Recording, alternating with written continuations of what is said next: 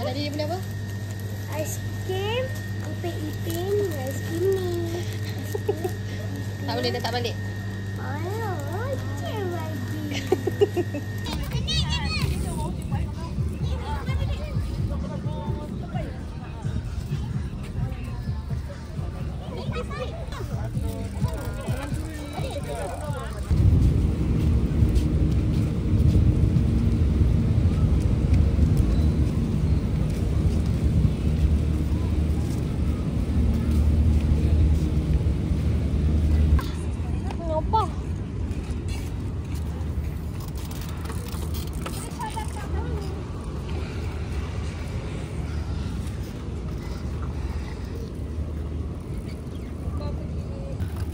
Apa buat tu? Serius lah, Mami. Main kat lumpur. Tak, I nampak menarik kedai tu. Ya, tu. Dah, jom. Mami jalan dulu dengan mak. Mana? Wah. Dalam tu suara bubu.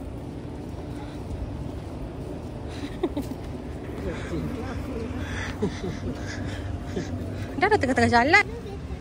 Tapi kalau dah besar macam ni nak langgar kat mana? Buat masing-masing. Dekat-dekat lah bawa.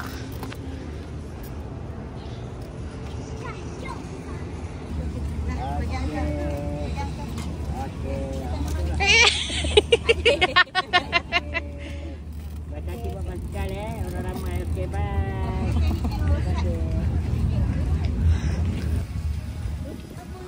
Dah besar dah. Opa nak kena Goris dah menang gigi dia nanti. Opa nak buat macam ni. Goris dah menang gigi abang dengan abang Didi. Tengok. Kena Goris dah menang. Nanti tak bunuh kan? Dia kena mengalah. Mungkin sebab dia minum-minum ni, air manis kan buat stain kan?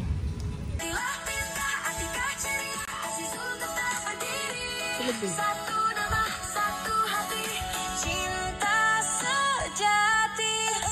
Nama abang.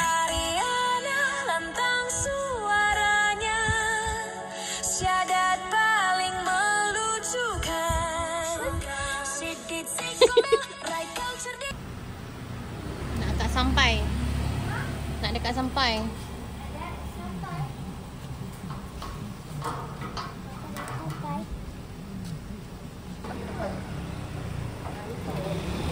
Jom, saya ketuk ke tanda Jom. Mami sini lah depan. Kau nanti. Mami duduk belakang. Eka tu dah suka duduk atas Mami. Nanti duduk atas perut. Baby. Itu pergi keluar tu pun ada duduk dia tadi dia sayang. Sayang.